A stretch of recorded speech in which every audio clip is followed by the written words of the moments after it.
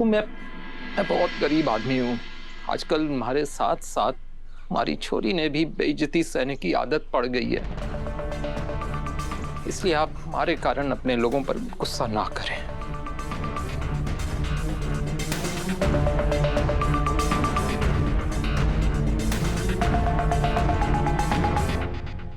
दिव्या बेटा, सावित्री और रवि के साथ घर का पूरा सामान ठीक से वापस रखवा दो। जी पापा साहब।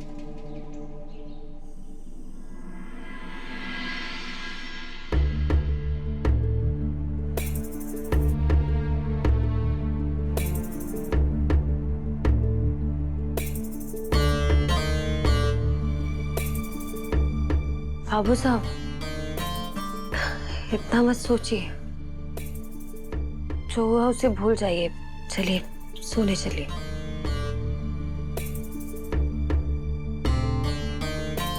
भूल ही तो नहीं पा रहा हूँ वसु। आज इतना गहरा एहसास हुआ कि हमारी सारी जिंदगी चौहान परिवार की सेवा में ही कट गई, और इसके बदले में इतना मान आदर मिला कि यहाँ की नौकरी छोड़कर कहीं और जाने का ख्याल भी मन में ना आया। हमेशा यही सोचता रहा कि इस देहरी से नाता तभी टूटेगा जब हमारी आखिरी सांसें छूटेंगी। इस घर से कोई तो रिश्ता जरूर है, या फिर कर्मों का फल है कि तारा भाग्य भी इस देहरी से जुड़ गया। नहीं तो इतने बड़े घराने में थारी शादी होएगी, ये तो मैं सपने भी ना सोच सके था वसु। ये बात तो आप बिल्कुल सही कह रहे हैं बाबू साहब। इस घर से हमारा रिश्ता सिर्फ एक जन्म का नहीं, 100 जन्मों का है। आइए। और फिर बाबू साहब, देव सर भी तो हमारे धनी 100 जन्मों के लिए है ना। हम तो हमेशा साथ ही रहेंगे। पर इसका यो मतलब तो ना हुआ ना कि मैं अपनी छोरी की बेइज्जती चुपचाप होते हुए देखता रहूं।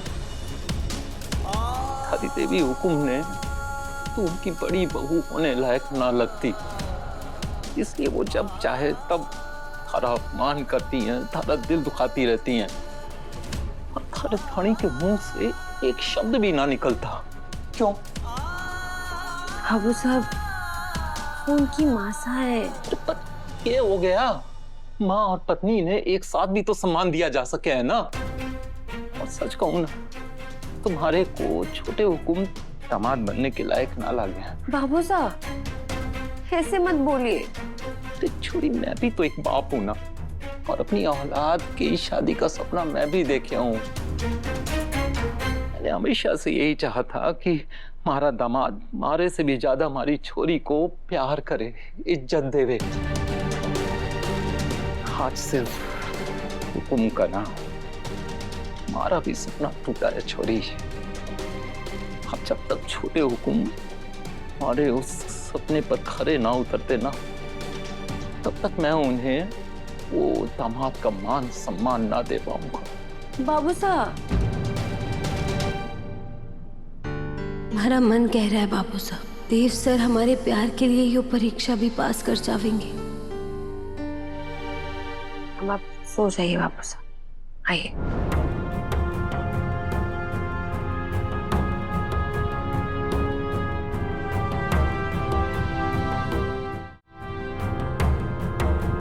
बाबू साहब, देव सर भी ना देवी हुकुम का रूप है। एक बार जो ठान ली वो करके रहते हैं। और आप देखना, देव सर आपका प्यार और आशीर्वाद तो उन्होंने जीत लेंगे।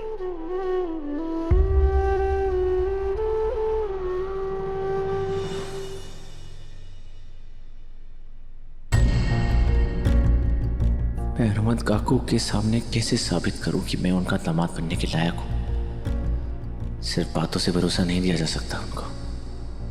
ये महसूस करवाना होगा कि मैं एक पति की जिम्मेदारी समझता हूँ। रिश्ते निभाना जानता हूं और उनकी बेटी को जिंदगी भर इज्जत और सुरक्षा दे सकता हूं। कुछ भी करके मुझे इम्तिहान पास करना ही होगा, मगर कैसे?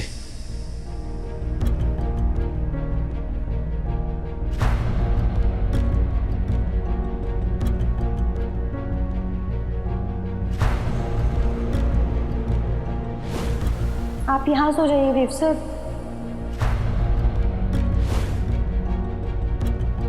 काकू का भरोसा जीतने के लिए सबसे पहले मुझे ये अमीरी गरीबी की दीवार तोड़नी होगी और उनकी तरह ही जीना सीखना होगा।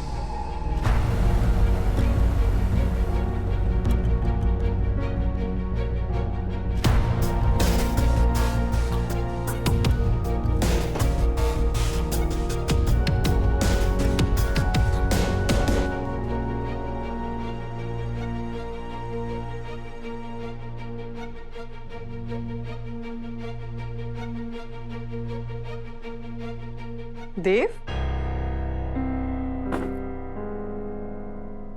क्या कर रहे हो तुम? सोने की तैयारी बस। सोने की तैयारी जमीन पर? क्यों? क्योंकि माँ साहब, मेरा भी इम्तिहान शुरू हो चुका है माँ साहब। जैसा मेरा रिकॉर्ड रहा है, मुझे इस बार भी टॉप करना है। इम्तिहान? हम कुछ समझे नहीं देव। अपने आप को अपने प्यार के काबिल प्रूव करने का इम्तिहान है माँ साहब। आपकी तरह हनुमंत काकू की भी एक कसौटी है। वसु का अच्छा पति और हनुमंत सोलंकी का मनचाहा दामाद बनने के योग्य साबित करने की। मुझे उस कसौटी पर खरा उतरना होगा, तभी मुझे एक दामाद का मान और वसु का साथ मिलेगा। और इस इम्तिहान में सिर्फ थ्योरी नहीं, प्रैक्टिकल भी होगा। मतलब सिर्फ कहकर नहीं, करके भी दिखाना होगा कि मैं और वसु सुख दुख के साथी हैं। इसलिए आज से मैं वसु के दुख और अभाव को अपना रहा हूं। उस घर में सब लोग जमीन पर सोते हैं, इसलिए आज से मैं भी जमीन पर सोऊंगा। लेकिन ये हमारा घर है देव, सर्वेंट क्वार्टर नहीं है। और यहाँ तुम हनुमंत के दामाद नहीं, हमारे बेटे हो। और हमारा बेटा जमीन पर नहीं सोएगा।